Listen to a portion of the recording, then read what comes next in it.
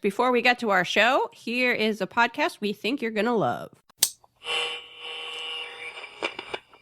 What do cannibals, secret codes, and scientist sex wizards all have in common? They are all topics we've covered in episodes of Strangeful Things. We bring you a new story every week and do our best to turn you on to things you might not have heard before. We'll still hit the big topics sometimes too, but we'll always shoot to bring you a fresh perspective and our own special recipe of inappropriate jokes no matter what we cover. From true crime to cryptids to conspiracies, we'll tell you stories about stuff that's weird, gross, scary, and neat, sometimes all at once. That's why we had to invent the word Strangeful. See, Murder, Bigfoot, Ghostnet, Unsolved Things is a terrible show name. Oh, and the show is not for kids and definitely not safe for work, unless the place you work at is super chill and cool. To subscribe, visit strangefulthings.com or search for Strangeful Things on your podcast platform of choice.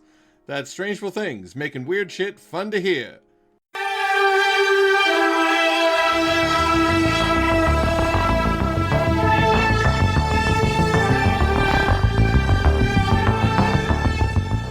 Hello, mystery solvers. It's time for Perhaps It's You, your favorite Unsolved Mysteries rewatch podcast. I'm Liz. And I'm Samantha. And we have a special guest today. Hi, Rob. Hello. What's You're happening? joining us over the interwebs. I know, we've made this happen. It's kind of incredible because the last time it was so damn difficult. I'm really appreciating why the first 5 episodes of every podcast is terrible. They're all just absolute trash. Just trash. Because it takes that long to figure out how to record remotely. And we cheated that by recording our first episode at the Brooklyn Park Library and then basically never recording remotely ever because we learned that we hated it. So can you give me an idea of what your library is like? Because I just you guys are in a bigger city, so mine is very kind of what we'd call it is Adirondack-y. So it's got wood finishes on the inside. There are stuffed dead animals everywhere. So what is your library like? Okay, Stuffed dead animals, very different than that. Yeah. Hennepin County has a very nice library system, and the Brooklyn Park Library in particular, which is not by either of us, but is very new. So it has a little recording studio in it, which I think is actually meant for teenagers to record music. But people from the community can just sign up once a month to take up a little time. But it has almost a full-on children's museum in it. The place is a palace. That's pretty cool. I wouldn't consider it either of our libraries because it's 30 minutes from both of us. Kind of far. So yeah. I've been there a total of one time, and the recording studio is so popular that we could not sustain going to that library every time. It was kind of well, you can record here once a month, and maybe actually. Because it's really not meant for that, but it was extremely nice. I did have to crawl through a hole in the wall at one point to Oh, wow. Well, it's set up for musicians, so there's actually one room to play music, and then it's connected to another room for your sound engineer person. But we needed the microphones in the same room as the computer, which it's not set up for at all. But hey, we appreciate their help getting this started because we got enough positive feedback to that first episode that we were fine, we'll just bite the bullet and buy some stuff. Did it lead to a ton of 5-star reviews? No, but we heard from no. But we did hear from Mike and Josh at Uncovering Unexplained Mysteries within an hour. I don't know what kind of Google alerts those guys have set up. Oh yeah, but they're stalking. They're stalking for the Unsolved net. Mysteries. Yeah. They were immediately heard your podcast the second it was released, not even on iTunes. Loved it. Wow. Keep up the good work. And so we were all right, I guess. We also didn't know there were other Unsolved Mysteries rewatch podcasts because that's how much work we put into ahead of time. That zero pre-work went into this, literally. And so all of a sudden it was they've had one for since before you could stream Unsolved Mysteries. Mm-hmm. I don't even know what black market they had to go on to find the episodes to produce their podcast, but clearly that's how much work they put into it. And they're not even the only ones. There was other Unsolved Mysteries rewatch podcasts. Yeah, Had we known that ahead of time, we probably wouldn't have even done this, to be honest. No. But then it helped that we got positive feedback from, experts in the field of Unsolved Mysteries rewatch podcasts. That's good. Yeah. That's good. It was the encouragement we needed to keep doing something very foolhardy, which is this podcast. Yeah, well, that's good. I'm glad to hear that. I'm glad to hear that because I'm here now. I feel like we should have introduced you, Rob. I feel like most of our listeners probably know who you are, but you are a fellow podcaster. Do you want to talk for like a minute about your podcast since we're on the subject? Yeah, how did you get started, Rob? So I initially got started by helping out with research for podcasts, in particular Astonishing Legends. And then I started just name dropping UFO cases that people could cover for podcasts. And eventually I was like, why don't I just do it myself? Because I'm good at this, I guess. Right. So then I created Our Strange Skies in late 2017. We've been going kind of strong for the most part. There have been lulls, but you have those moments. But I basically talk about UFO incidents. I tell UFO stories, which there's such a rich history with the subject that you can tell stories endlessly and you'll never get bored. So that's what I've been doing for the last 2.5 years. Have you found that making a podcast has made your life infinitely weirder? Weirder and more stressed out. Yeah. Okay. Mm-hmm. Yeah. Same. I'm thankful that this podcast has made my life a lot weirder, and I feel like I needed that in my life, and I appreciate it.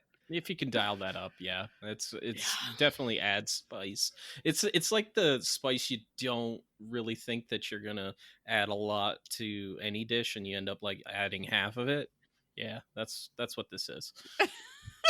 That's a really good analogy. Yeah, making this podcast both improved my life and made it so strange. I feel like the weirdest. I was trying to think of what would be the weirdest thing that has come out of this podcast, and I feel like I'm torn between someone writing a Mothman romance novel with me and Liz as characters. I cannot wait for that to come out. By the way.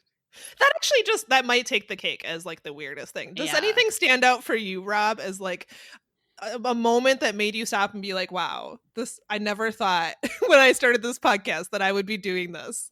In the first episode that I ever did, I did this stupid thing where I was going through all the ways that you could sense a UFO. So it's mostly, your visual senses, but sometimes people hear things or they smell things. And when I finally got to taste, I was like, don't lick UFOs because you don't know where it's been. That's been one thing that has come back to haunt me over and over again until I finally did a really dumb PSA about it. And then people will still randomly message me or something and say, I'm going to lick a UFO if I come across it. And I'm like, dear God, I have done the world a disservice, but by putting that into the universe. No, I think you were very clear that they should not do that. Yeah. And I think with this case today that I'm here for, we will get that point across, I think. Oh, you wouldn't want to lick this UFO for sure. No. You should put that on a t-shirt and sell it. Yeah, absolutely. Yeah. I'm going to work on that. That seems like a merch opportunity is don't lick UFOs. Speaking as a serious businesswoman, that's some advice. Well, I forget that the last time that you were on mine, you were giving me business advice and you were telling me to get abducted by aliens, and I still haven't. But, I thought that would be great for your brand. I still do. I stand by that. Okay. Yeah. That's totally fair. Totally fair. We're serious business women with a serious business, which is this podcast. Yep. And you're getting this advice for free, Rob. You're so welcome. I know. I appreciate it. I really do. The weirdest thing that happened to me lately is that a couple weeks ago, I was sad and I was trying to cheer myself up by looking at old things from Japan from the 90s. And I came across this bank, a little children's plastic bank of a penguin that's winking. And I said on Twitter, someone buy this for me. And within minutes, someone did. What? And it came in the mail, and it's the greatest thing. Jennifer, if you're listening, thank you. That is amazing. That. I love that penguin so much. You have no idea. How do I get that superpower? I want that superpower. I had no expectation that was going to happen. Okay. But it did, and I'm very thankful. It looks like something I would have had as a child, but I just didn't. And now I feel like it completes my life. I'm adding that to Winking an penguin. iNote. I'm adding that to an iNote, and I'm gonna, try to put that out into the world. It's kind of like The Secret, only a little different. Yeah, it's like The Secret mixed with being a findom. Okay, Which is really like where our brand is, actually. We often talk about putting things into the universe, and we also just demand money. So, man, that is like perfect. That's perfect. I think that's a great point to start off this episode that has nothing to do with either of those things of Unsolved Mysteries. Definitely. Do we have any updates before we jump into the episode? I have one minor update, which is that we were talking about the Instagram account the other day for Kristen St. Cat, and I said how to spell her name wrong. Oh yeah, it's Saint spelled out, I think. Yeah, it's not ST. So I just wanted to correct that so you can find it, because it is a really great account. She does make really cool art. I think we've talked about that before too, but we were actually talking about her psychically drawing people's future husbands. So if you want to see people's future husbands, it's Kristen spelled with a Y, so Krystan, and then Saint spelled out cat. And I really like that someone's future husband is a street shark. That's amazing. If anybody remembers that show, or the guy that sang "How Bizarre," that's someone's future husband. Oh, OMC, yeah. There was also, what are those like wavy arm blow up doll things? I don't know what those are called. Wacky waving inflatable tube man. Yes, yeah. an inflatable tube man, but he's a flat earther was someone's future husband. Wow. They're so good. I really want someone to buy. That's what I want now. As being a findom, I want someone to buy me a drawing of my future husband from this person and find out who he is. Nice. And is he a flat earther that's also an inflatable tube man? Wow, man. Or a street shark. I need to know. That's a weird existence. Holy God. I have another update, and I'm sorry, Rob, I'm gonna have to put you through an Animal Crossing update because we have big developments in the world of Perhaps It's You Animal Crossing. The first, it's Crossing, you mean? Perhaps It's Crossing, our spin-off podcast. The first is that we did an Animal Crossing meetup, and it was the highlight of my life. It was the best. Thank you to listener Gary, who's also a moderator of our Facebook group, who suggested that we do an Animal Crossing meetup. And we did. So many people came. I told everybody to wear their mystery solving outfit. So people came in their little characters had trench coats and mustaches. Amazing. And we met. A huge thank you to listener Bruce, who let us come to his 5-star island. He set up a little like swap meet on his beach, and we traded goods. He also How did Bruce get such a nice island? What is Bruce up to? I assume, like me, playing for many, many hours. Okay, all right. Far too many hours of Animal Crossing. Also, just being very creative. He has all kinds of fun areas of his island, so it's nice to like walk around and look at things. He made a little treasure hunt. He wrapped gifts and hid them around his island so everyone could run around and find things. It was delightful. That's so cute. I feel like maybe there was like 12 to 15 people that came over a period of a couple hours. It was so fun. Everyone really enjoyed it. We will do more, but they're going to be kind of like informally planned probably because there's like a limit of how many people can do it at once. And I don't know.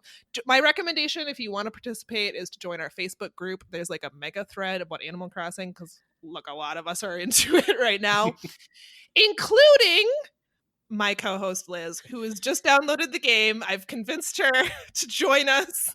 Well, I saw everybody at the meetup and I wanted to go, so that inspired me to finally get it. And then I got to visit Samantha's island and see her museum, and it was extremely relaxing. Liz came to my island last night. We had a little trip to the museum. It was delightful. What kind of museum is this? It's huge, and it has an aquarium.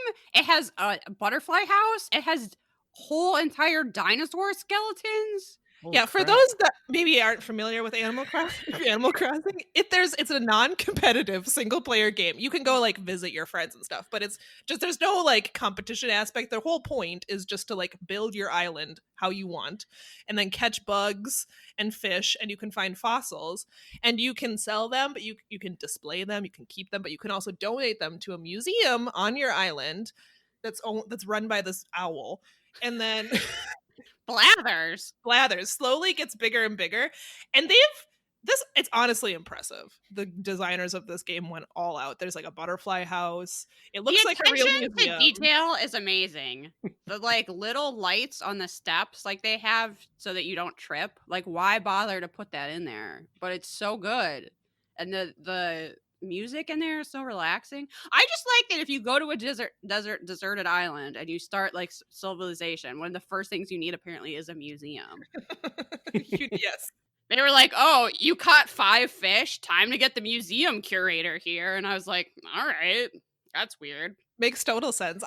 They've recently like added art to it, so you can buy art from this fox that comes to your island, but sometimes he sells fakes, so it's like a gamble whether or not you're gonna get a real or a fake. You have to like look at it and spot if it's a fake or not, and then I don't know. It's Samantha has the girl with the pearl earring in her museum, and then when you go up to it, it gives you like actual facts about the painting.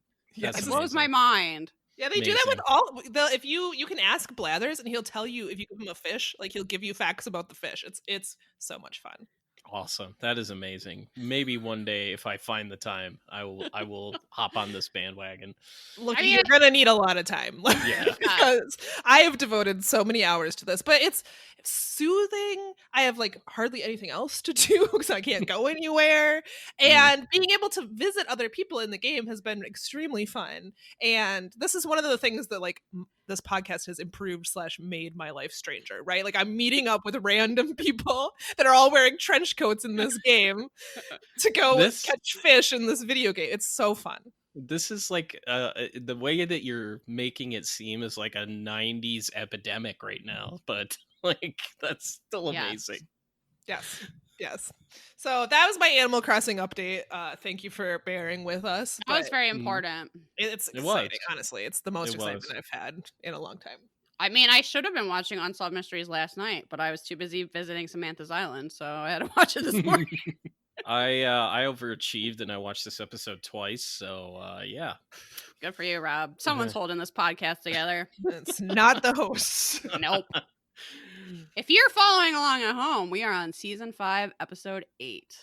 And I just want to mention, Rob's got our first mystery here, but we're seeing like a different trench coat look from Stack. He's wearing like a black turtleneck, and then the trench coat is open. Oh yeah. Kind of into it. This is like, it's like casual Stack, but also kind of not. No, it's like casual explorer. Okay, Who was Elaine's boss on Seinfeld at that catalog? Oh yeah. Jay Peterman? Yeah, Jay Peterman. Right? Yep. It kind of has that vibe. It does. I talked to Samantha earlier today, and I said, "Why was this not a fashion trend? This didn't blow up in any way at all." And I'm kind of upset about it. And not only that, like at the beginning of this thing, the smirk on that man's face, I think he thought he was going to set fashion trends going forward. I mean, it's not too late. We could still adopt this look. Rob, you could still adopt this look. Oh, believe me, I will. It looks a little hot. I don't know. To me, it's right more of a fall.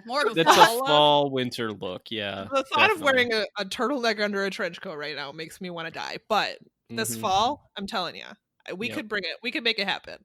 We do need to get some trench coats. Next time we're together, maybe we'll go trench coat shopping. Rob, you have the first segment, which Robert Stack starts off by saying some people who see UFOs are called crazy. Wonder why that is, as he like clearly thinks this man is insane.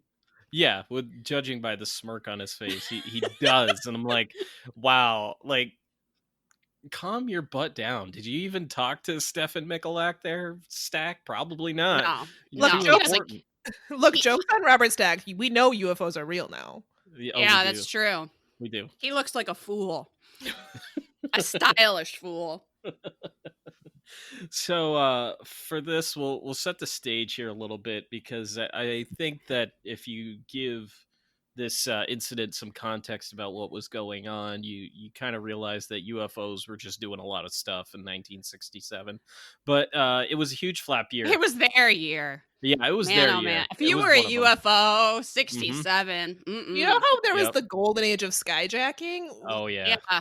This is the golden age of just being a UFO. Yeah. And in fact, two of Canada's most prominent cases would come from 1967. One of them was the Shag Harbor incident, which a number of eyewitnesses saw a strange object crash into Shag Harbor in Nova Scotia. It's one of their biggest cases. They have a UFO festival there, like every year. They have for the past Whoa. couple years, except for this one, obviously. But the Mothman was in full view of everybody in the Point Pleasant / Ohio Valley area, just flying everywhere, scaring the shit out of people. Our boy and- Mothman. Yeah, and Mothman brought some UFO sightings, some Men in Black encounters, poltergeist stuff. Injured Cold was smiling a little too hard everywhere. Ugh, don't even say that name. I hate him so much. I think Injured Cold had a kinder face than most people depict him, but With that name, I doubt it. Yeah, come I on. really doubt it. That's Pure the worst. menace. I hate that name so much. I can't even explain why. It makes my stomach turn. If you really want to know, according to Woodrow Derenberger's daughter, Injured Cold died in 2018, 2019, somewhere thank around there. God. Good. But that is what there is.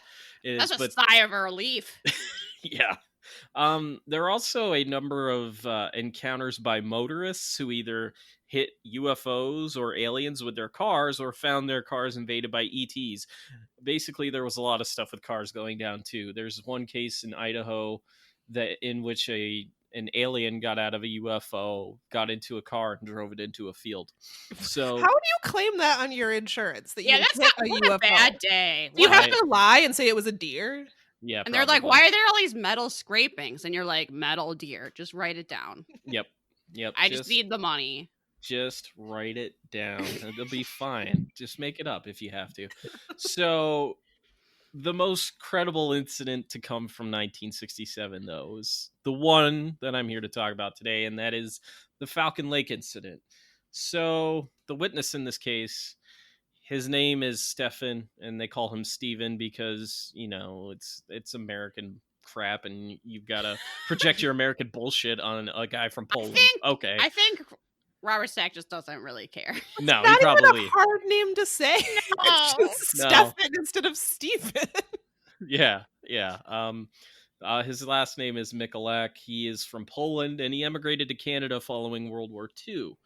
And he found work as an industrial mechanic, and his love and his hobby was in geology, in amateur geology. They called him a rock hound on the show, but basically he would spend his weekends in the remote Manitoba wilderness on the search for quartz veins, as quartz veins would often lead to silver deposits. That's really what he was interested in. Unsolved Mysteries was so rude to this man. They could have called him an amateur geologist. Instead, they called him a rock hunter.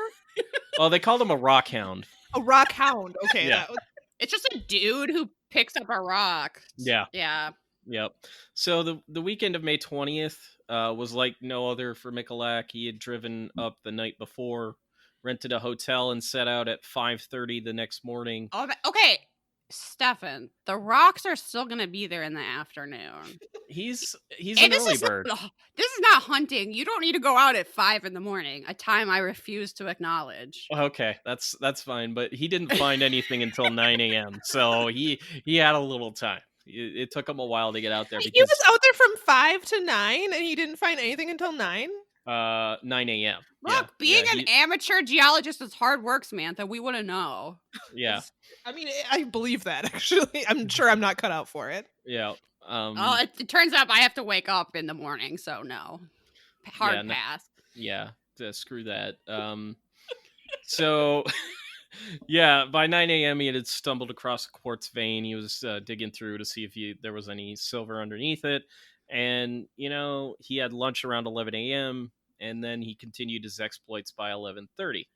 45 minutes later, he was startled by some geese that were agitated by something. He wasn't quite sure, but like the way that he shook his head at those geese, it was like, I am so annoyed that you broke my concentration.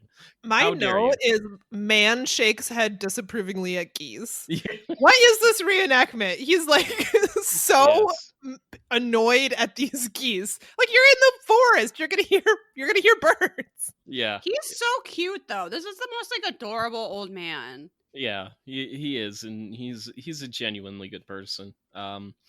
So when he looked up from his rocks, he could see two strange, what he believed to be cigar-shaped objects hovering high up in the air.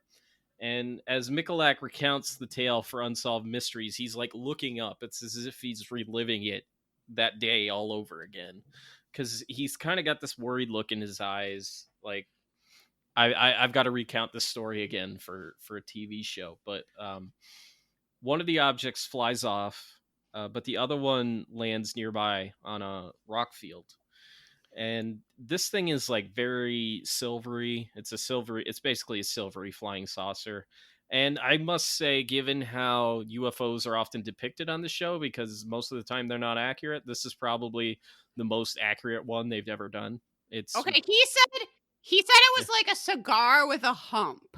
Well, that at first, from that far away, Okay. that's what it looked okay. like. Okay. Yeah. Wait, that was my question, because I wasn't sure, given how he described it and then how it looked in the reenactment, if what he saw once it landed was the classic UFO shape, or if Unsolved Mysteries was taking artistic liberty with that. No, for this one, it's pretty damn accurate to what he actually saw.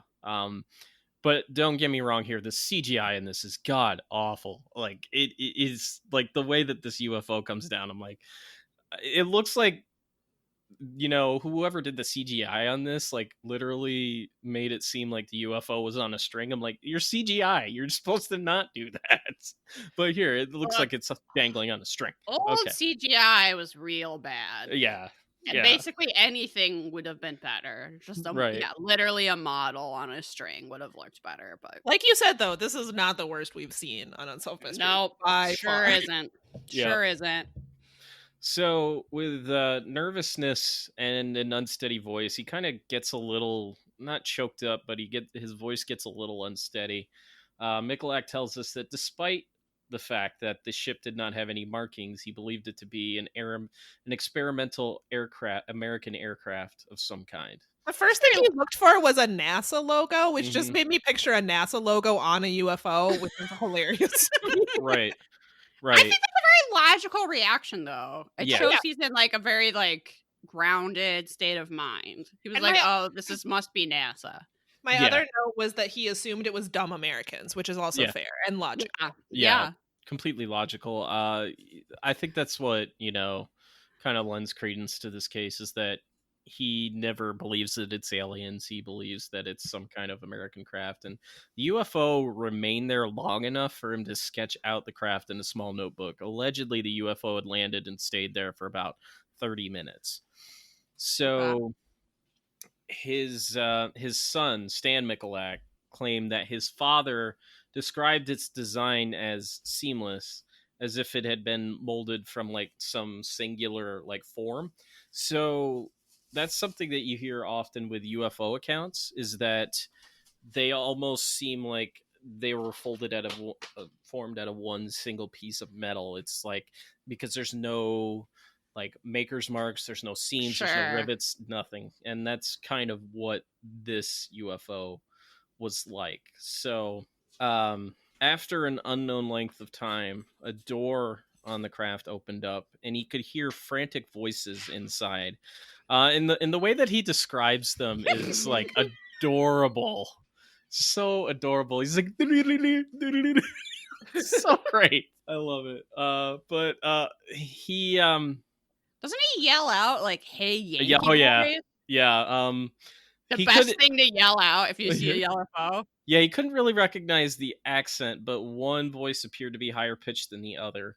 It's unsure what language he thought they were speaking, but Michalak, he was slowly approaching, And while he approached the craft, he said, "Okay, Yankee boys, having trouble?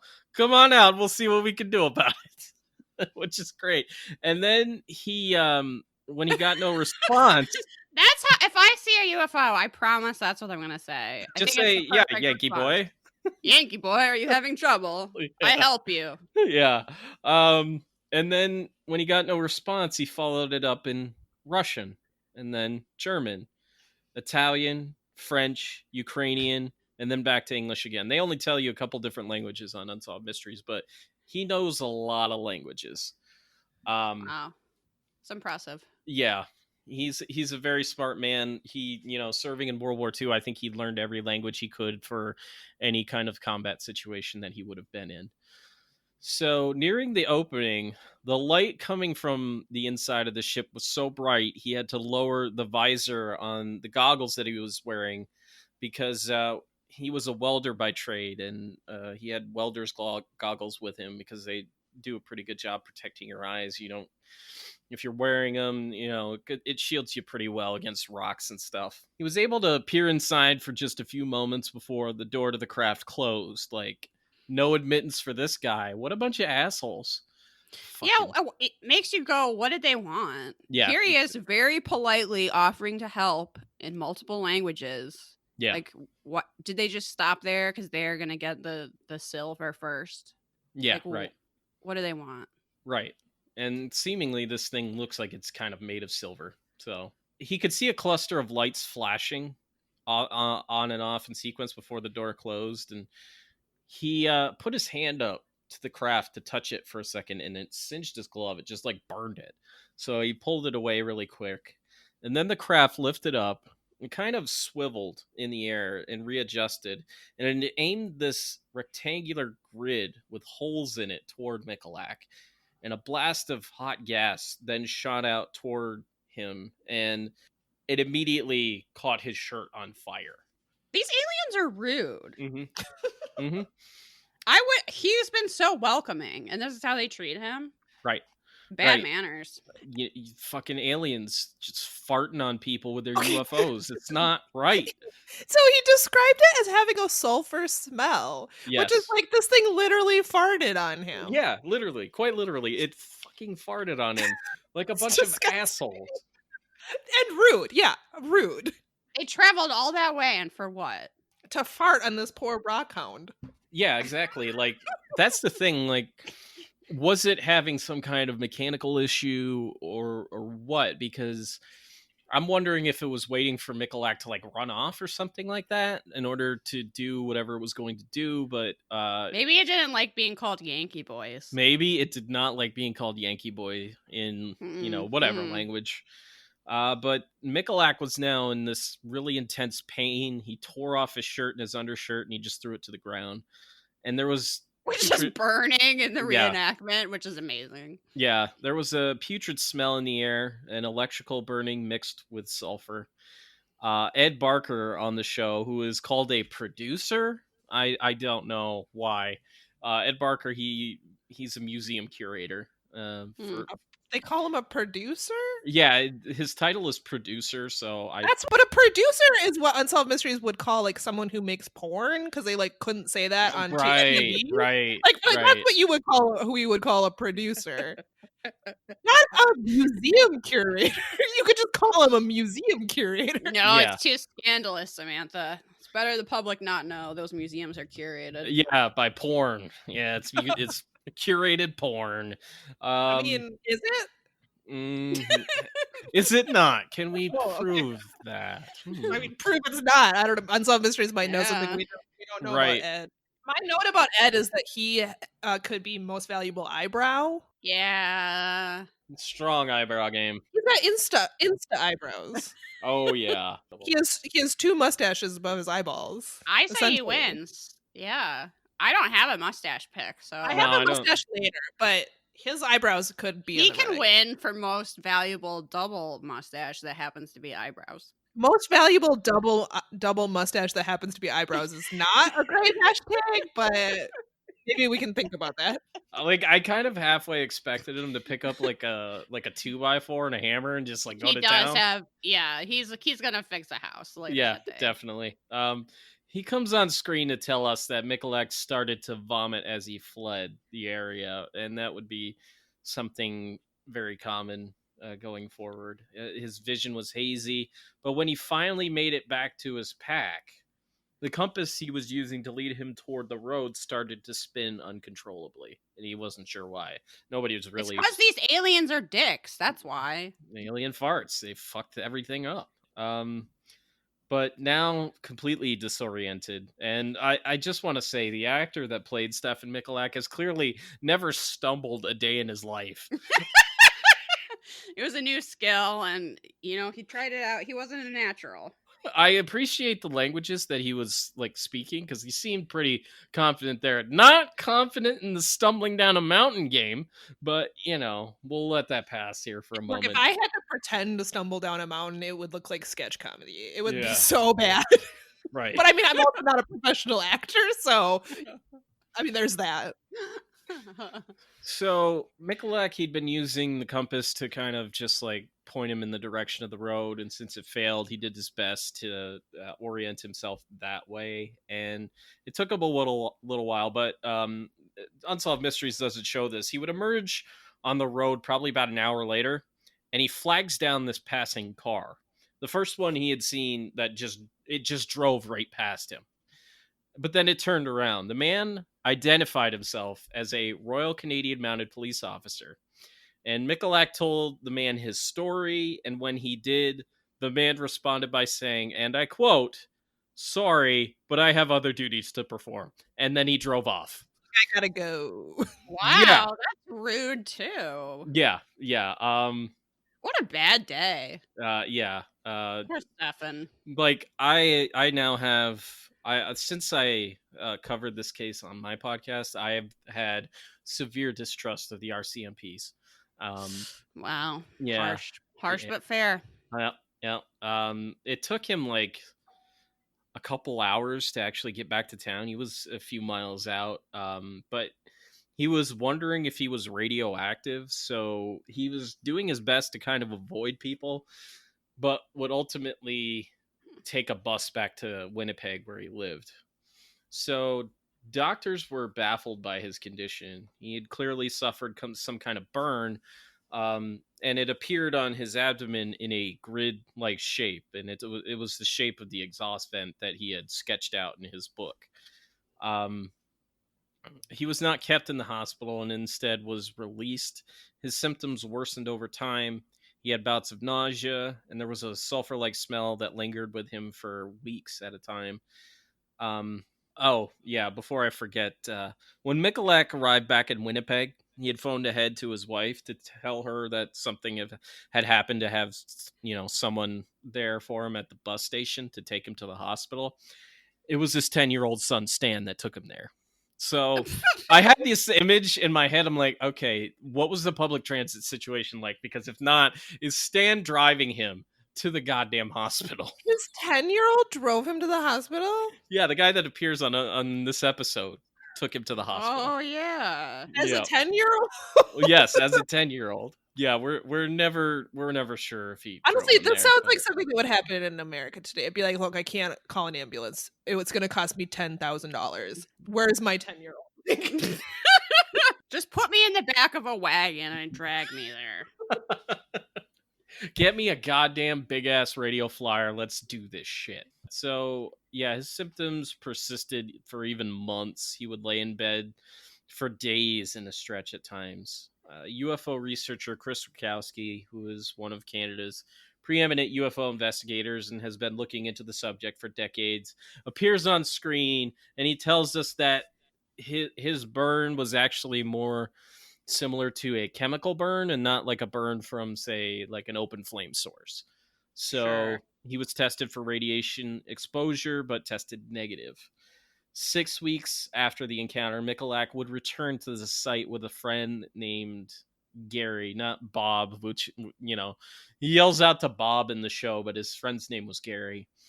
and where the Look, craft had he's landed. disoriented, all right? Yeah. Wait, he's disoriented coming back? He's so disoriented from his experience, he doesn't even know his friend's name anymore. God It's very damn it. sad. God damn it. Well, that's fair. That's totally fair.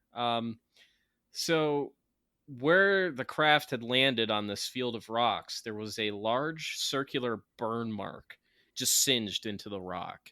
There were a number of trees and branches nearby that looked to have sustained damage from some kind of heat source as well. A collective of Canadian Air Force members and scientists descended on the site, taking measurements, soil samples, and testing for radiation. The Geiger counters that one of the guys carried registered really high levels of radiation within that burnt patch. And it was later determined by one of, I forget the exact department within Canada, but there was a vein of radium running underneath where that site was. So still, fuck that. The most baffling aspect of this case were the burns that Michalak had suffered when the UFO farted on him.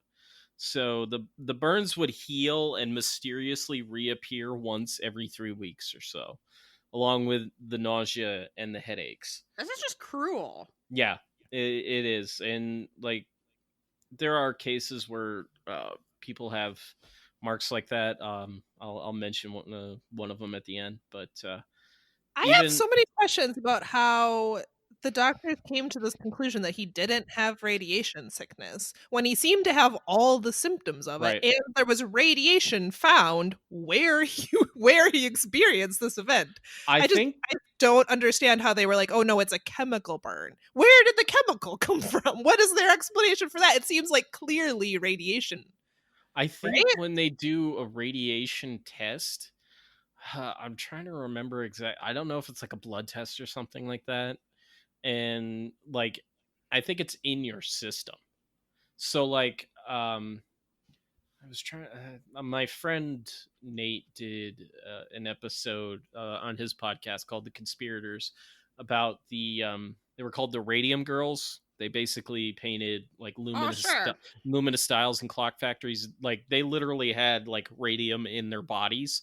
So I think when they test for it, there are faint traces of it that they could pick up maybe in your blood or other kind of stuff. Yeah, but the difference in that is that they were exposed to small doses over time, whereas he would have gotten an acute dose of radiation. Right. And I'm not a doctor, so I don't know how the test would differ, or if it would, or if you would have, I assume he would have to be irradiated in some way. So maybe they didn't find evidence of that, but it just doesn't make any sense to me that they would come to this chemical burn conclusion when there were no chemicals there, but there was radiation there. And it seemed like, he had the vomiting. He had, whatever. Yeah. It seems he did have a burn. Yeah. Radiation sickness. And I just don't understand how they were like, no, it wasn't radiation. Yeah. Yeah. That's baffling to me. It is. I think a lot of his symptoms are also not indicative of radiation poisoning. I don't think that burn is indicative of radiation. Well, it was the pattern, right? Is weird. Like that wouldn't have come from a vein of radium in the ground. Like it was like that sort of concentrated, sort of non-organic pattern on his stomach. It would I feel like that couldn't have come from a natural source. Right. So even more mysteriously, Michalak returned to the landing site a year after his encounter and found a number of high-grade silver fragments in the ground. They were pure silver coated with radium and uranium. And we're told that this type of silver is not easy to come by. And in one shot, Ed Barker, the producer, is holding them in his hands. Yes, Ed Barker is holding radioactive metal and seems to be happy about it. He tells us that it's no longer radioactive, but I'm not buying it. Skeptics, however, have they've always kind of discounted this aspect of the case. And in UFO research, it's what we call the repeater problem. So the idea that people have additional UFO encounters or find additional evidence are generally labeled as not trustworthy, which I think is bullshit. But It's in the exact same spot, though. It could have Right. just been something they missed the first time. Maybe that's a possibility, because I mean, like, when they were out there, like, the area was highly radioactive, allegedly. So, like, I don't know how much further testing they did after they determined it was all right to go out there, but it could make sense that it was there. These men are out there with a Geiger counter going towards the radioactive area and like digging up radioactive metal, and then apparently keeping it as a souvenir. I wrote the same thing in my notes, that he is holding radioactive metal in his bare hands. Yeah. I don't know exactly how radiation works when it comes to metal, if you can like get it all off, but I don't know that I would take that chance. But also, Ed is rude. He's like, I'm not saying Stefan planted it, but I'm saying I think that this was left because it's like, basically he's saying that it was left there as like, oh, here's proof, like someone was faking it. And I'm like, okay, I don't. That's rude. Okay, wait. Question, Rob. Mm-hmm. Rob. Yep. Did you put this metal there? Ooh, man, I traveled back in time, and holy shit, you found me out. I went to Manitoba. I knew it! I found the spot. I found the spot. You couldn't miss it from the air because there was a huge ass ring in that ground, and I just like fucking dug that shit up and I put it in there. I think it's a really weird idea to think that someone like Stefan so much that he would make his story more realistic by planting this there and hoping he would find it. Yeah, that's the weird thing, is like, how would anybody know that he would go back out there looking for anything? I don't think anybody had any idea. Maybe, he was really gung-ho about it and stuff like that, but... And how does the average person irradiate something? Like, it's not like... Also, this metal is like some weird alloy. What? One of the wilder theories that I think Chris Rakowski had interviewed a scientist at one point, and he claimed that his theory was that Michalak had gotten 2 pieces of uranium and was out in the Manitoba wilderness banging them together. I shit you not. Where is this man? This isn't Back to the Future. You don't go to the corner store and get uranium in 1985. It doesn't happen. It didn't happen in 1967. It's not happening now. Why would he do that? I don't know. That's the thing. What's the motive? It would be one thing if they were suggesting that he was involved in like subversive activities, like he was like some communist like spy or something like that. Maybe, but not really. I don't think so, because if you're trying to pull off anything like that, why would you be out in the wilderness banging 2 pieces of uranium together? It makes no fucking sense. But like, that's the problem with this case. So he banged 2 pieces of uranium together until he got a polka dotted burn on his stomach. Survive right, which makes no sense. Is that even? Can you even survive banging uranium together? Is that a thing? You would, and like, let's be honest, they would find radiation on you. Like, Samantha, I think there's only one way to find out. We need to go get 2 pieces of uranium, go into the wilderness, and bang them together in the interest of science. I'm not looking forward to all the vomiting, though. Rob, I'm not sure you should get abducted. This sounds like a bad time. I'm gonna hold off on it. I don't know what alien social distancing is like, and I'm trying to be good about that. Yeah, and I think they get a little too close. That's nice. That's nice. Yeah, I think I'm gonna rescind my advice. I think getting abducted at this point is probably not a good idea. I didn't realize aliens were so rude. They can be. They totally can be. And in this case they were. But yeah, porn producer / knockoff Bob Vila, Ed Barker, believes that someone planted the silver to lend credence to the encounter. Sense. Yeah. In other words, he sees a bad moon rising or some shit. But like, if you talk to people that have looked into this case, they don't think that Michalak has planted it himself. Nobody does. But there are a number of cases in UFO history where people have suffered negative health effects after coming into contact with a UFO. And I mean, you have all covered a few of those cases on here. You covered this is true.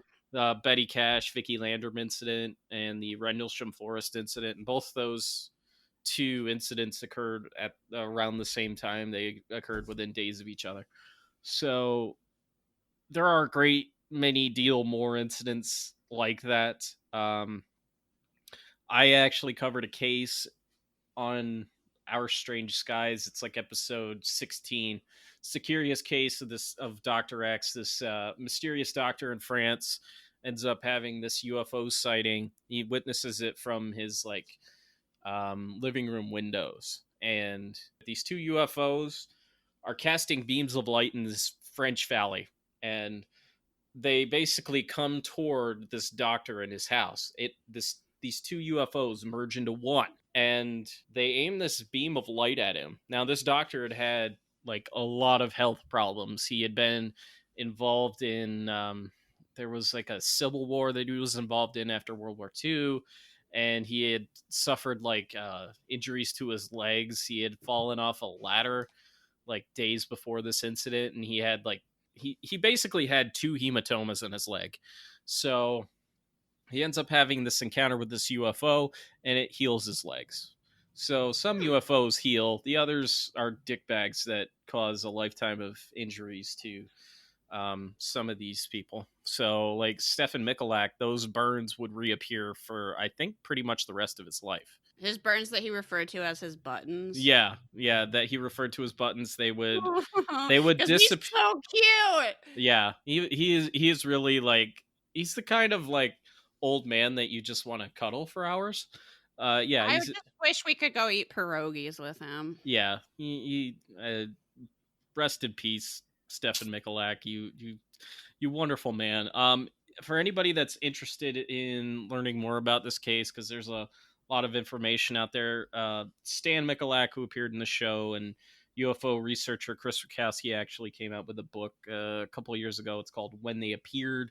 It's a really good source, and it's a really good read. It includes a pamphlet that Stefan Michalak wrote 2 years after the incident and didn't make any money off of. He actually lost money by printing it because he first printed it in Polish and then he translated it to English. But it's a really good book. You should all check it out for sure. Awesome. How can people find the episode of your podcast where you talked about this if they are interested? Yeah, you can pretty much find us on any single podcasting app, or you can head on over to OurStrangeSkies.com. It's episode 17, the Falcon Lake incident. And I did that with my buddies Brian and Angelo of the Double Density podcast, and it's a pretty fun take on this incident because there's just a lot of wacky stuff involved with it, but it truly is probably one of the most genuine UFO cases of all time. All right, 5 listeners, that's what it's like when your podcaster actually knows what they're talking about. Sorry to tease you like that. It probably won't happen very much or ever again.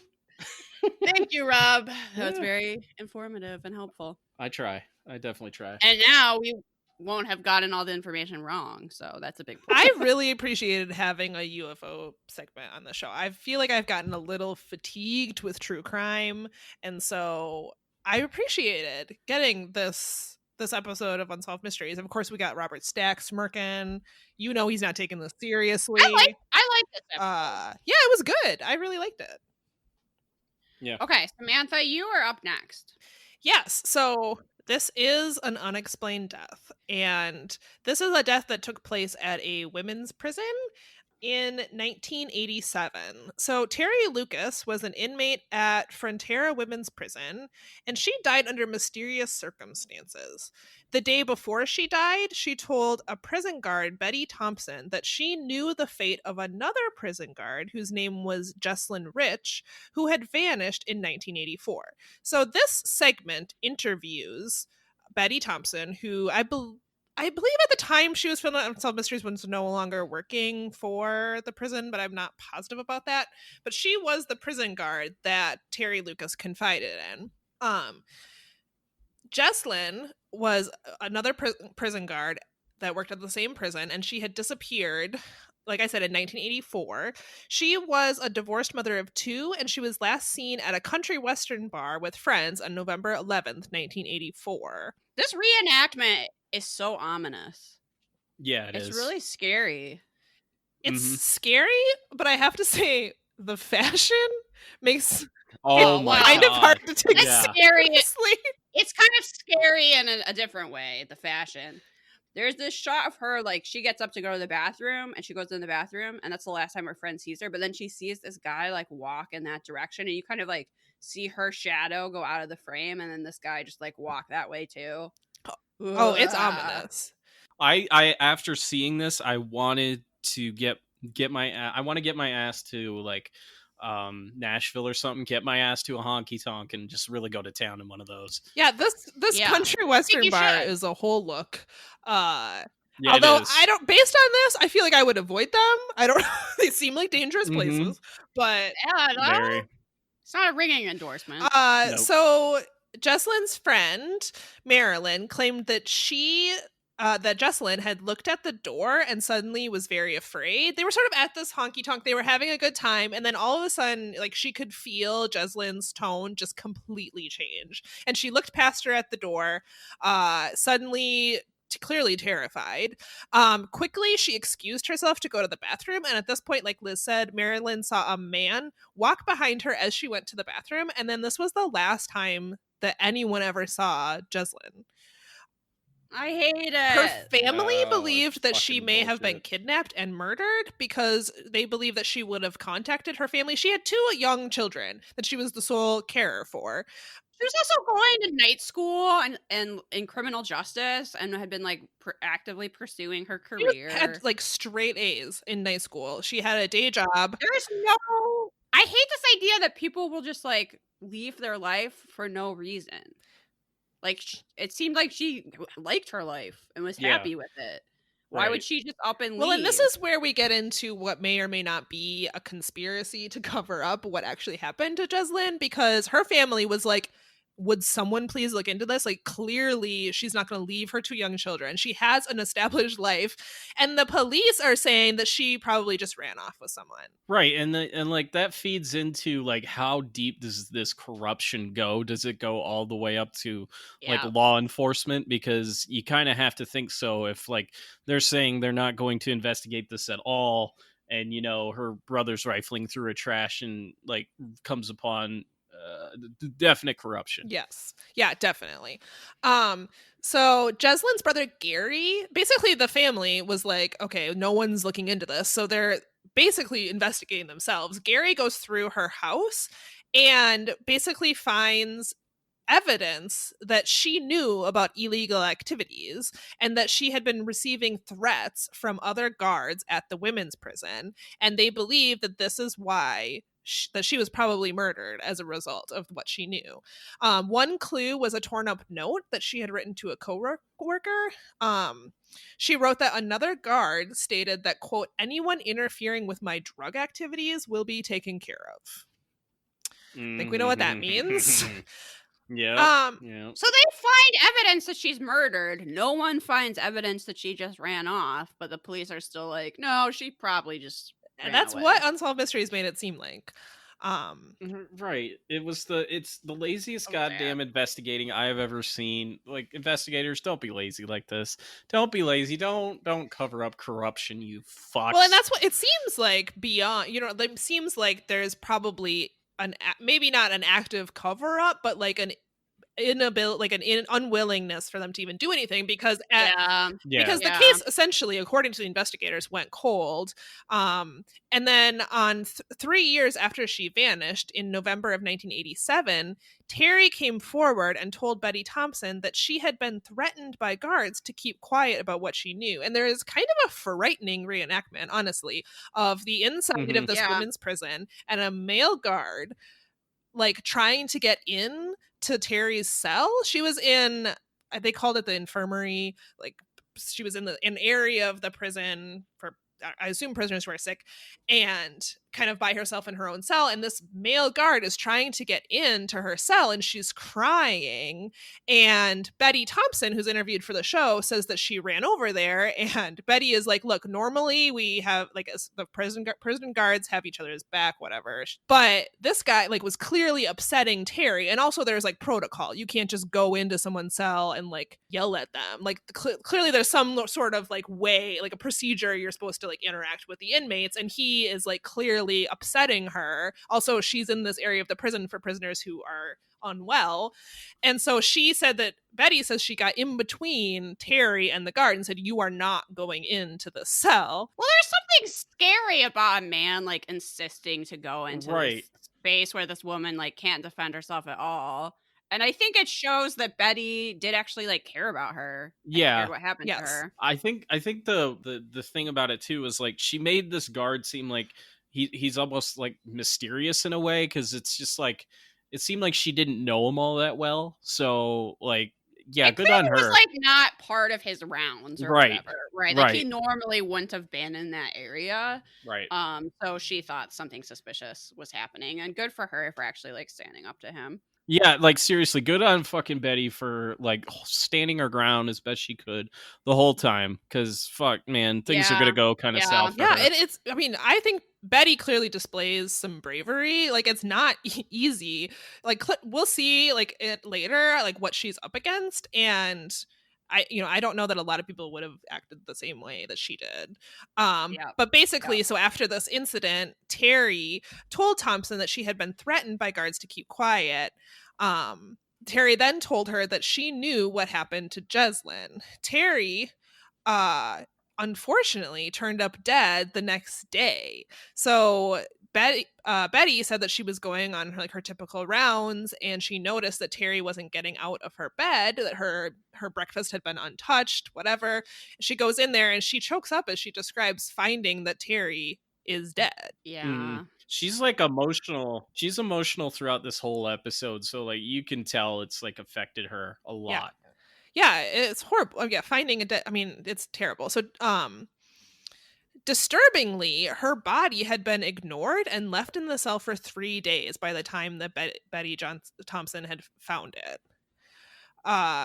And Thompson told the nurses about Terry's death, and an investigation revealed that she had been brutally beaten and suffocated. In addition, blades of grass were found in her hair, which makes no sense because she shouldn't have been outside. She was in the prison infirmary. The medical examiner immediately ruled that her death was a homicide. In fact, Thompson says that she talked to the medical examiner and he said, who killed this woman?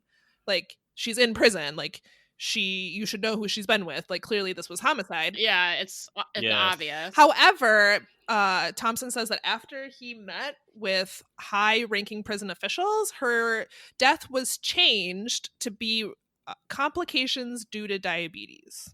So not great. Here's a fun little aside here. The coroner in this episode, he played a dermatologist on Scrubs. Yes. Okay, I thought that was him. He did look familiar. Yeah. Is that the guy that passed away recently? Like very recently? No, that was a lawyer. Yeah, that's Sam Lloyd. Okay. Yeah. That's so. Yeah, I was like, that guy is so familiar. He has to be from Scrubs. That's really funny. Yep. So because Thompson was the one to have discovered Terry's body, there was like a lot of paperwork associated with it, and she says that she was subjected to intimidation and essentially an interrogation that lasted 6 hours, in which prison officials tried to force her to basically say, like, change her story, to lie, to say that, the body looked differently, that this is why she died. And she refused. She said she wasn't going to do that. But after, it's 6. She's in a prison and they're telling her she cannot leave. Also, that scene is like very uncomfortable to see her sitting at that table, all those guards standing around with their her, arms crossed, almost in like a circle. Yeah, like Like, we're gonna fucking beat the shit out of you right now if you do not change your goddamn statement. And yeah, I don't like any of this. No, and what Thompson said that she was told eventually was that, listen, the same thing that happened to Jeslyn could happen to you. And at that point, she was like, well, fuck. And she agreed to sign the doctored report, which was typed up for her. However, at the bottom of the report, she wrote in her handwriting that she signed this under duress and that is not true. Which was like, Yeah. takes some. This woman is such a badass. I love this woman. Yeah. Yeah. Well, she was like, fine. I mean, I don't want to get disappeared. I'll sign it. And then it's like, by the way, this is all lies. It's kind of amazing. Suck it, bitch! At that point, the prison officials were like, well, fuck you, we can't take this. So they, according to Thompson, shredded the one that she signed, retyped it, and forged her signature. I mean, what I'm assuming happened is she was like, yeah, I'll sign it. So she signs it. She writes the thing on there. Maybe they don't notice. And she was like, so I can go now? So she like, bolts out of there. And then they pick it up and they're like, wait a minute. We can't use this one that says signed under duress on it. So honestly, it's amazing. Yeah, Betty is my hero. So following this, she continued to receive threats. She would receive threatening phone calls in her office in the prison.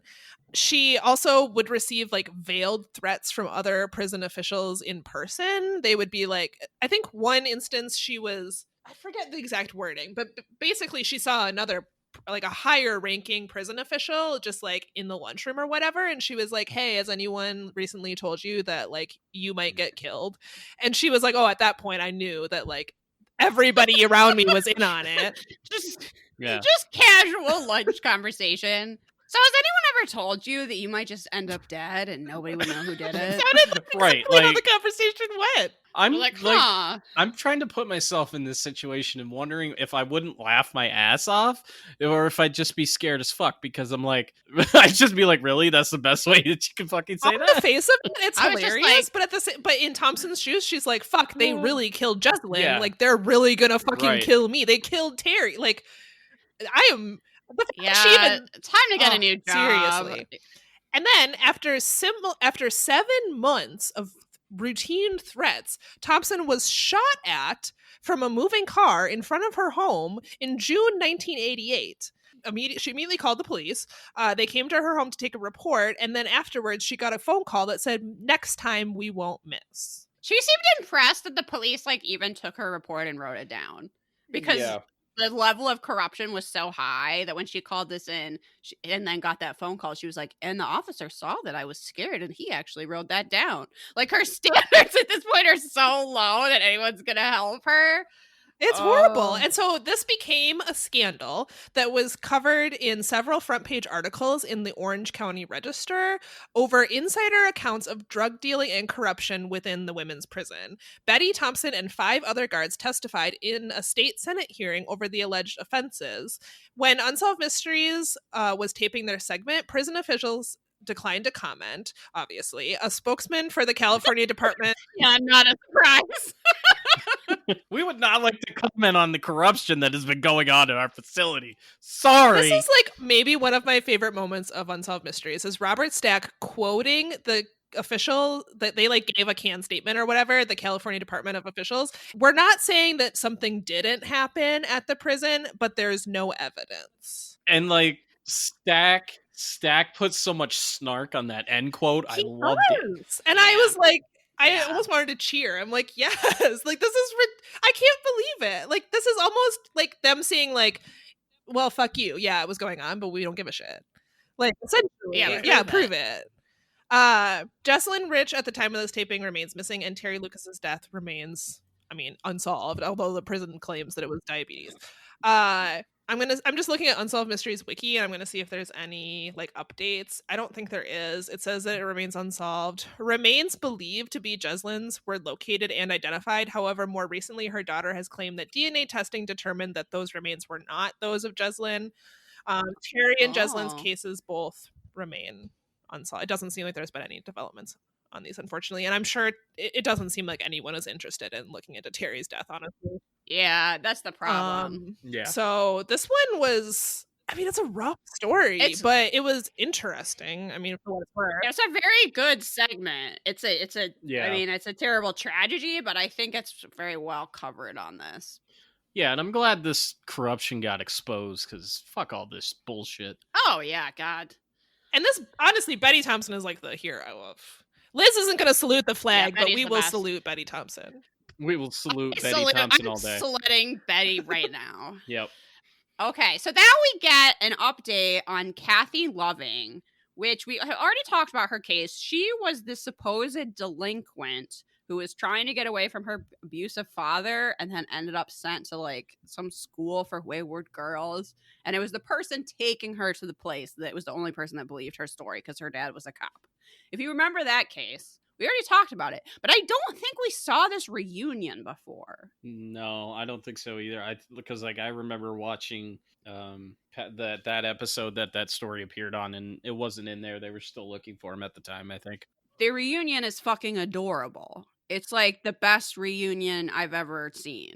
She like makes this banner that's like, Fred is my hero. Yeah. And she makes him her and her friends make him a dinner of all his favorite foods. And then they have this like feast together. And she's like, my God, yeah. She's like, the first thing she tells him is that she loves him.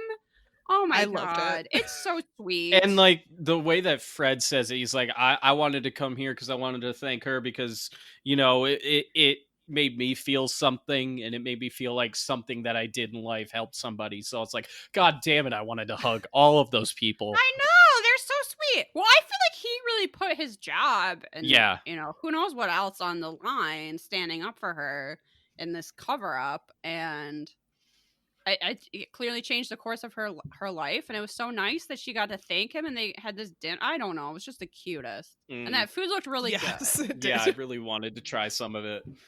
She was like, I want to see your face when you eat this mac and cheese. So that's love. I was like, love. I want it. Okay, so we I don't usually like it when they throw in these updates of cases we've already covered, but this one for some reason has other information. So that was okay. All right, there's one last one.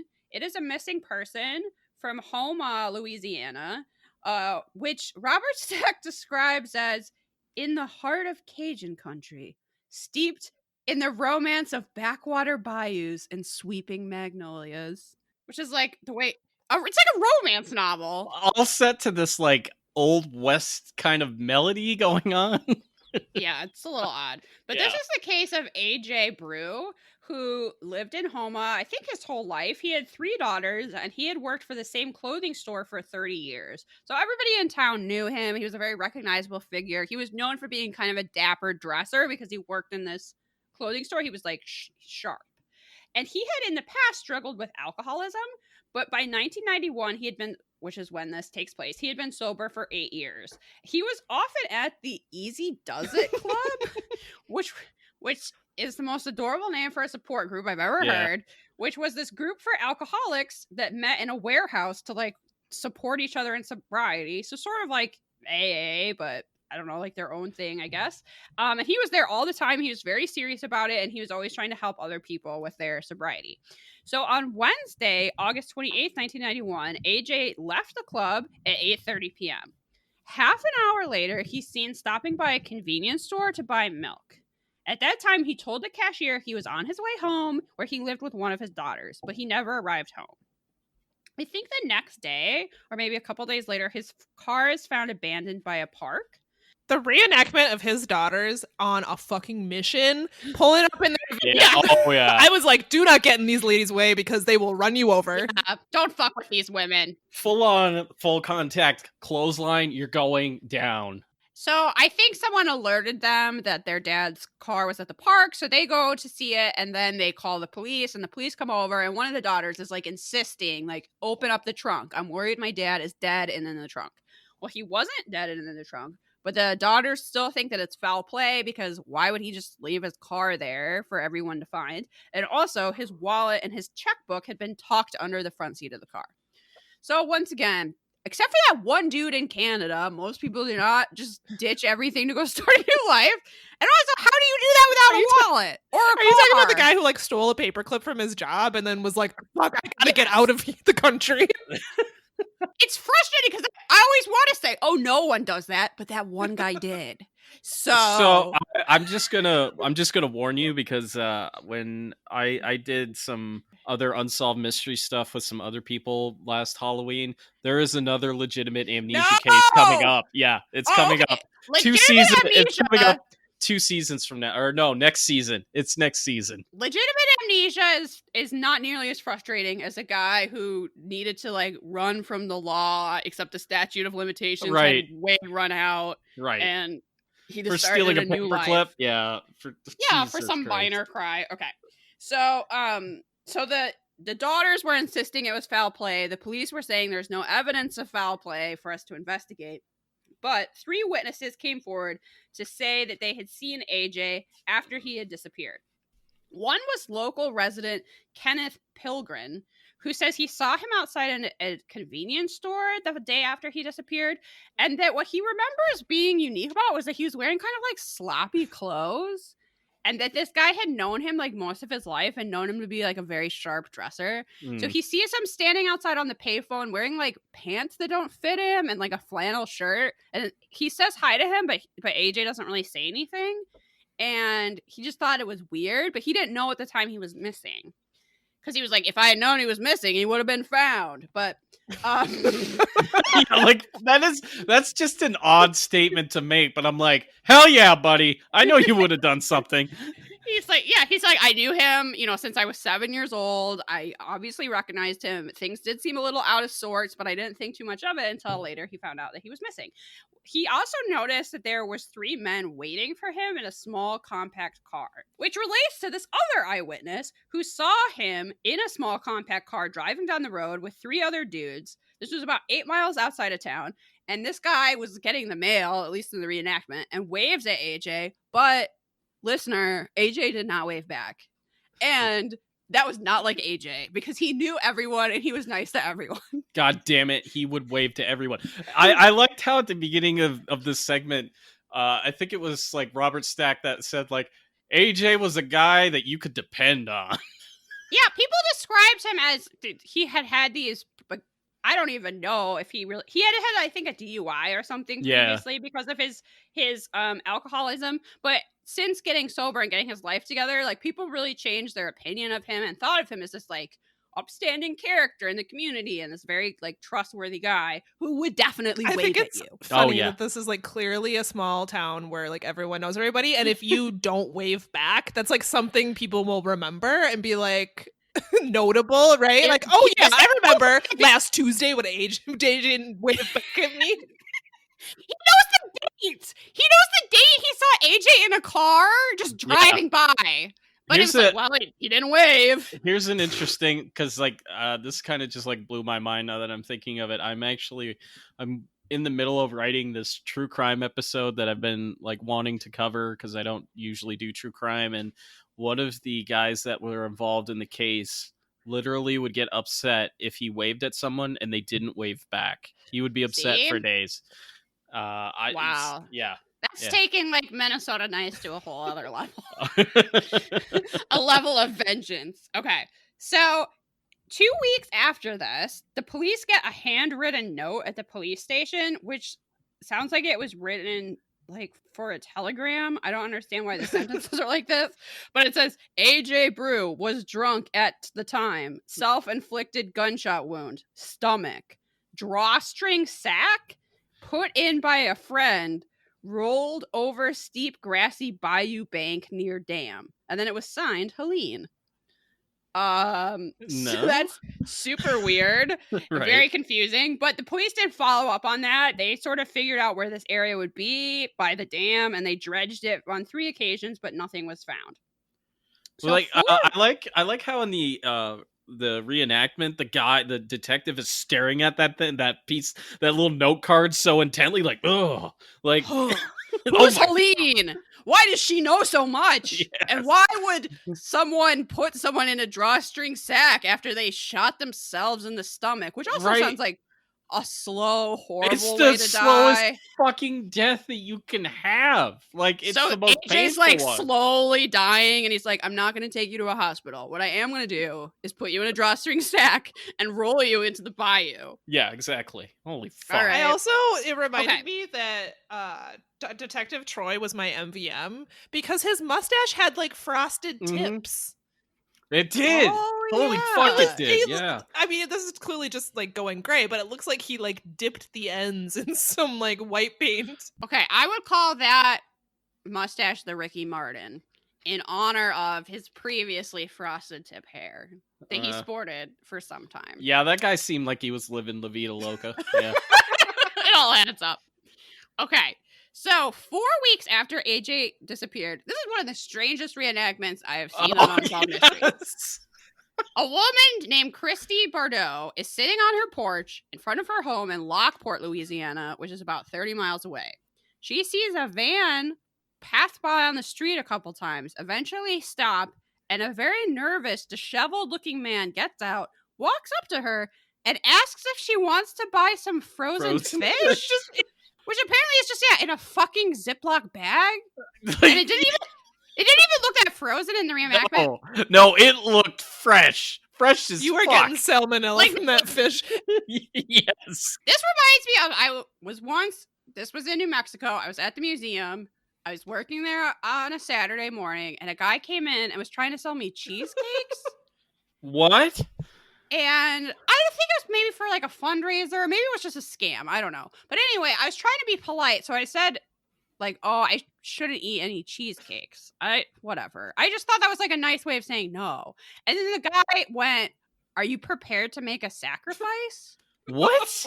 And then there was just a long pause, and I said, I don't know what you're asking, but the answer is no. And he meant like sacrifice my diet, but it sounds like he meant your life, honestly. he said it like so ominously, and I just remembered that the other day. Oh my god. But if someone just came up to you and was like, so do you want to buy some frozen fish? Like, obviously you're gonna say no. You're not gonna be like, oh, what a great deal. Yes, I'll take some. This thing goes off the rails, though, a little bit more when she's brought in by the detective to look at his photo, and she can only recognize the drug photo of him, not the other photo. It's got to be the drug photo. Like, this woman is unreliable to me. I'm just saying. Yeah, the thing is, unlike the other eyewitnesses, this isn't someone that knew him. Right. So I don't really take it nearly as seriously. No. She said that as he was leaving, she realized she had seen his face in a missing poster at the post office. But yeah, she didn't recognize, when they later showed her that same photo, she didn't recognize him. She recognized his mugshot when he was a bit thinner and, according to Unsolved Mysteries, drunk. Right. Because Unsolved Mysteries thinks that alcohol changes your physical appearance. Yeah, it's very strange. Alcohol grows out your hair immediately like 5 fucking inches. And she was like, oh, he was a little bit thinner like this, and I could smell the alcohol on him. It's like this mugshot. Which also, they show the mugshot, and it's not a very good picture. It's like kind of, I forget, overexposed or something. Yeah, it's very overexposed. There's not a lot of definition to it. I think this woman was trying to help. I don't really think that was probably him. Right. And if the reenactment is accurate, she realizes that it's this missing person as he's walking away, but she doesn't go like, I'm sorry, sir, do you need help? She lets him like go back to the van, get in the van, and is like, okay, I'm calling the police. Right. Also, like at the same time, the detective says, oh, he just might have got, like blackout drunk and forgot who he was. Like, what? Well, I never heard of that happening. Like, I would think you would have to be perpetually drunk, like in a total state of drunkenness the entire time to forget who you fucking were for any extended period of time. I think this guy has possibly had like one beer. I don't understand that description of being drunk. It's confusing. It's just confusing as that guy that was pretending to stumble down a hill in the Stephen Michalak story. It's all fucking confusing at this point. But then, for some reason, we only now learn that a couple days after AJ's disappearance, a golf course maintenance worker who called the city police to say that while he was out there, like, picking up trash or something. He at the park where AJ's car was found, he saw a man getting forced into a car. That doesn't make sense though, because it happened during the day and he went disappearing at night. It's true, but I don't understand why we don't hear that until the end. It's also a different car. It's a white car, and it's not a red compact car like he was seeing. I think don't it's know. because they checked it out and it didn't really go anywhere and it didn't really add anything to it. So I don't think it has anything to do with anything, to be honest. But there's also no known reason why someone would kidnap him. Right. The police at this point conclude that the note is a prank, which, Helene, rude. Please stop doing that. That's not a prank, but buying your spouse a rat tail and sewing it into their hair at night is a prank. Yes, that's a hilarious prank that everyone should do. Oh yeah, totally. Yeah, this is just cruel. I don't know what that was about. And then at this point, the cop says, well, we have no evidence of foul play, but we have no evidence that he just leapt and left either. The end. And I'm sorry to tell you, there's no update to this. No, it's just, we don't know what the fuck happened to this dude. That's Poor it. AJ. I know. Yeah. He seemed like he had his life together. He'd been sober for 8 years, and all of a sudden you just fall off the wagon. Like, I'm not saying that it's not possible, but it's just like seems very unlikely. I don't see how he could be in a constant state of being blackout drunk when he didn't even have his wallet. Exactly. Like, what's he buying booze with? How's he getting around without his car? Where is he getting the fish? There's a lot of questions. I will say, now that I think about it, the amnesia case that I was talking about involves a guy that has a tilapia farm. Oh wow. Maybe it's people who have amnesia. Maybe it's the same guy. Huh. Maybe. I don't know. Interesting. I feel bad for AJ. I do. I feel like it's unlikely that he just fell off the wagon since he had all these people to support him with sobriety. Like, if that had happened, I think he just would have reached out to people at his club. Like, I don't think he would have gone missing for the rest of time. He went missing in 1991, and we still don't know what happened to him. He has not been drunk this whole time. It's mysterious. Yeah, it's very mysterious. Okay, that is the end of the episode. It is time by law to rate it. And our first category, which we can give a thumbs up, a thumbs down, or a thumbs sideways, is mysteriousness. I have to say thumbs up. Thumbs up. It's very Very mysterious, actually. Yeah. Yeah, we don't have a lot of concrete answers at all, actually. No, we don't. Why are aliens so rude? What happened to most of these people? We don't know. We don't fucking know. How would you rate the reenactment? Oh, that's a tricky one. We have some scary reenactments, but then we have that CGI UFO. So it's a real mixed bag. Yeah, I would say if you kind of remove but the guy's trying to sell a fish in a Ziploc bag. I mean, that is fucking incredible. That made the episode. I think that pushes it to thumbs up. Yeah, I would agree. It's better. Over the better top. CGI than we've seen. So for like, oh yeah, I'll give you we're that. just like comparing Unsolved Mysteries to Unsolved Mysteries. I think it's gonna be a thumbs up. I feel like they really struggle with UFOs in the daytime, and they look much better when they do the UFOs at night. Yeah, They kind of cheat with just some lights in the sky. When you have to actually see the whole UFO, that's when things get a little CGI murky. But the fish reenactment, I did not see that coming. No, you never know when you get hit with a fucking fish fucking reenactment. It's just boom, there it is in a Ziploc bag. And now all I can think about is those Ziploc bag commercials from when I was a kid. And they're showing you how strong the Ziploc bag is. You could throw a whole freaking bunch of like spaghetti sauce in there, and it's not gonna break through. This Throw it Ziploc over a bag came fence. through. Yeah. So thumbs up. Okay, what's next? Fashion? Which I gotta say, there is some good fashion in this one. Robert Stack, first of all, actually, honky tonk fashion. Holy shit! Plus honky tonk fashion. We get some '90s looks from the witnesses. Thumbs up. I'm totally down with that. Plaid shirt that Michalak had. I was down with that. Yeah, I feel like if most people were wearing that, it would just be, particularly in Minnesota, like he was wearing the clothes he wore every day. We wear it all the time up here. AJ wears it. It was like he was a disheveled slob. I barely recognized him. You wear that outfit in Minnesota, people ask you if you have a job interview. That's like dressed up. Yeah. Okay, yeah, that's fair. It's a casual place. Robert Stack, I gotta give a thumbs up. We got smirks. We got Smarks, yeah. We've got a new trench coat look. Yeah, we got a new trench coat look that I'm going to come out of quarantine and put on the fucking map. He can't say people's names right, but neither can I. So I'm going to give him a pass on that. Thumbs up again, right? I believe a thumbs up. Yeah, and now we're going to rate it on our Robert Stack scale. 0 to 5 Robert Stacks.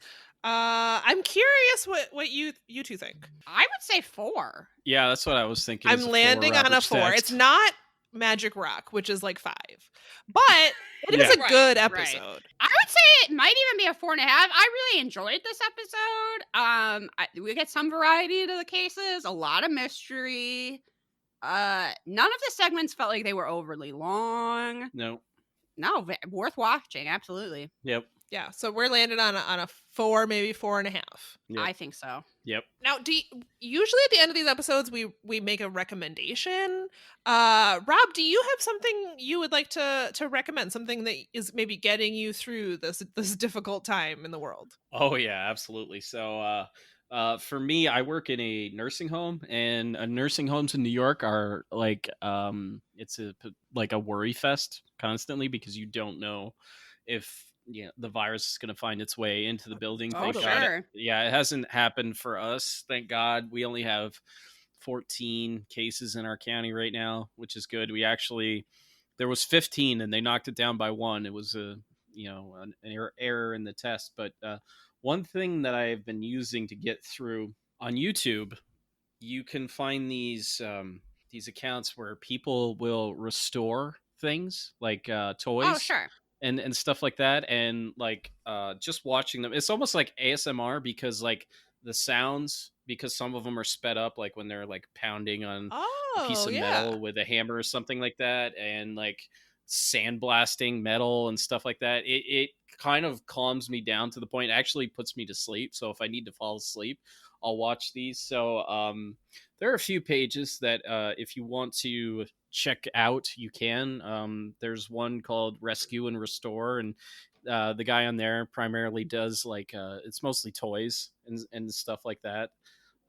There's another one called TizzyTube, TYSY Tube, and he does like kind of like almost wrenches and like equipment and stuff like that. There's My Mechanics is another good one. If you're on Facebook and you want a kind of compilation of all of this kind of stuff and all these guys, there's a page called We Restore, and you can just watch videos of people restoring shit, and it just like it mellows me out to the point where I'm not having a bad day anymore, and I can fucking sleep at night. That is a solid recommendation. Have you ever watched those videos where people make those candles that are different colors, where they have to dip them over and over again? I find that so relaxing. Those will sometimes be like served to me as like an ad on Facebook. I don't even know what they're selling, but every once in a while those will come up as I'm perusing social media, and I have to stop and watch them every time. I never get that. It's so relaxing. Okay, Rob, have you watched a show on Netflix called The Repair Shop? I haven't. It is just a shop, possibly just made for the show. It's like a reality show in England, but it's literally just people bringing in things to get fixed, and then English people soothingly fix them. I like this. I'm going to check that out because I need more of that in my life. Like this woman has a clock that her blind father made that stops chiming, and so she brings it in, and then they restore it and fix it for her. It's extremely pleasant content. Yeah. It does sound extremely pleasant. I think it's like the fact that like no matter how bad something is, it can be fixed. It can be brought back to some kind of level that it was when it was first made. And it's really kind of amazing to watch them do it. Like it's amazing what sandblasting any kind of metal will do to like bring it back to its like bare bones level, and then watching them like do all these things, polishing it and sanding it and stuff. It really is probably one of the most relaxing things you can actually watch on the internet. That is a solid recommendation. That's really good. Very nice. Okay, I have a really quick one, which I shared with Samantha earlier in the week, and I feel like a lot of people discovered this week, but the actor Leslie Jordan makes these little videos on Instagram that are the most pleasant thing I've ever watched. You might know him from Will and Grace or American Horror Story. He just turned 65. I swear once you see a picture of him, you'll know exactly who I'm talking about if you don't know the name.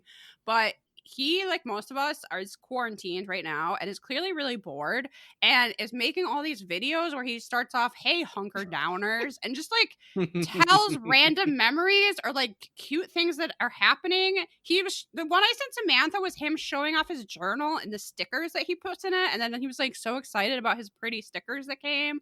Or he just like tells stories from like famous people he's met, or why he was baptized 14 times growing up, which is because he's gay. Yeah. But, yeah. He's just so charming, and I wish he was my friend. So everyone should go follow him on Instagram because it's really adorable. It's been fun to watch him blow up like this entire time during this quarantine. And I'll tell you, like, if you go to like TikTok, and TikTok has become this resource for me for random bios of people that were on the Titanic and what they did on the Titanic when it was going down, and like every part. Yeah, it's been pretty amazing. Like there'll be one guy who's like, and they'll use the movie as a reference. You remember this guy in Titanic? This is so and so. When the boat was going down, he literally started getting everybody to boats as quick as they could. There were 2 women that tried to run away and say, "Oh no, we'll wait for another one." He literally threw them on the boat. And you found this on TikTok? Yes, yeah. Like TikTok. Nothing I watch on TikTok is educational at all. There is a lot of like, there's great cooking content on TikTok. Like I found a wonderful cookie recipe on TikTok that I've made like 3 or 4 batches of at this point, and it's the simplest recipe. I will just give you the recipe right now. You take a cup of brown sugar, a cup of peanut butter, 1 egg, 1 teaspoon of baking soda, half a cup of chocolate chips. Mix that together, put it on a baking sheet, put it in the oven at 350 for 12 minutes. You're good to go. This is fascinating because the only recipe I've found on TikTok is the White Claw slushie, which I'm not knocking. Let me tell you right now. But this is fantastic that this content is out there. Yeah, different strokes for different folks. Exactly. Like here's the most amazing thing that I found out, because I have another podcast. It's called The Coda. It's a music podcast, and we were doing news stories there for a while, and one of them involved TikTok and how it used to be called Musical.ly, music.ly, and when the company that owns TikTok bought it, they bought basically 500,000 user accounts. So when they formed into TikTok, they had 500,000 user accounts, and they engineered it to a way in which like people go viral very quick on TikTok. There are people at Arista Records that represent people on TikTok. People from a music label represent people on TikTok. It's very wild. that is wild. Okay, Samantha, do you have a recommendation for us, or is it just to play more? Honestly, that's all I've been doing. So that's really the only thing I can recommend. But I second both of your recommendations. Okay, but do you have a recommendation for, say, new players to Animal Crossing, such as myself? What should we work on? So my recommendation, and this is going to be controversial, but my recommendation is to time travel when you're getting first set up. And I know some people are like really against this. And if you're in it for like the process where like waiting an entire day to like have something finished is satisfying to you, then I mean, that's a different experience. But for me, I kind of wanted to get going faster. And the beginning of the game is pretty slow. If you like, it's meant to be done in like, every day you get something. It's supposed to be with real time, but you can artificially speed up time by going into the settings on your Switch and basically just saying it's tomorrow. So you can trick it into thinking it's the next day, and you can get through the first like setup process faster, which can be kind of for me, it was a slog, and I didn't want to wait. And I'm also an impatient person. So I see no harm. This is a controversial opinion, trust me, but I see no harm in doing some time travel at the beginning. I've seen people having meltdowns. Oh, yes. Like internet meltdowns about the fact that other people are doing this. And it doesn't affect your game at all. Literally, I don't know why. No one. This is not a competition. I don't know why people care, but people are like having a meltdown. That people see it as like cheating, which I don't understand because you can't win this game. Like it's not. So that is honestly my recommendation: is if you find the beginning of the game to be slow, you really want to get going. I play the game how you want and do some time travel. The other thing that I did a lot was I Googled, because there's things about the game that are just hard to figure out. Or find like a Facebook group. Maybe there's actually a specific Facebook group for people who are playing Animal Crossing that are over the age of 25.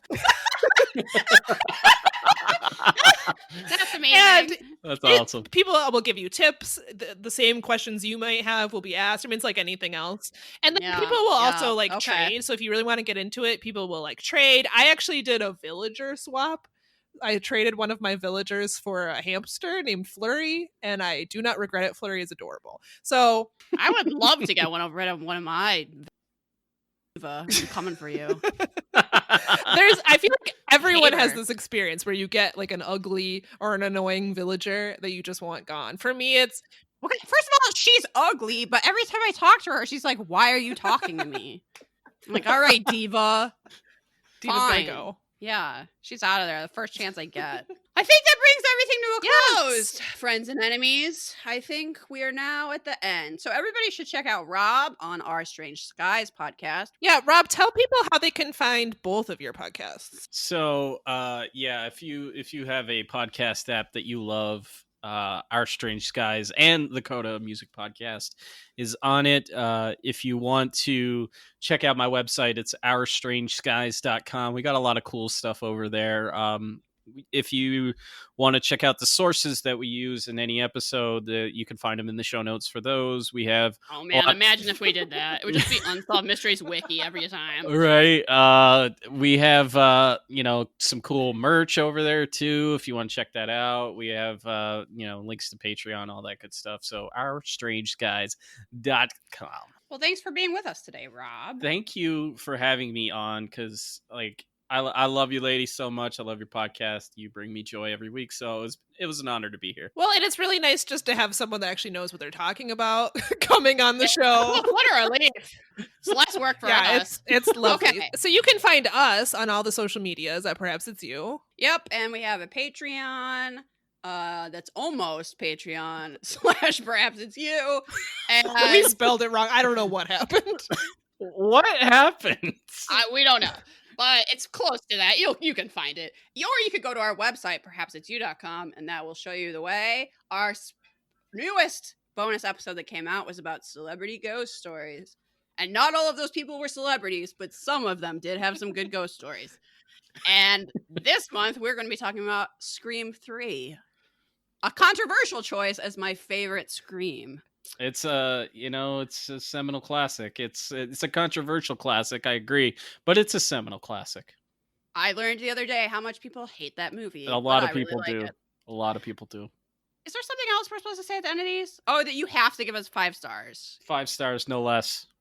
Yeah, it's required, but we don't accept less than 5 stars. Nope. And if you want to send in something for the zine, yes, we are still accepting submissions. Perhaps it's you podcast gmail.com. Take a break from solving mysteries. You're off the hook. Bye everyone.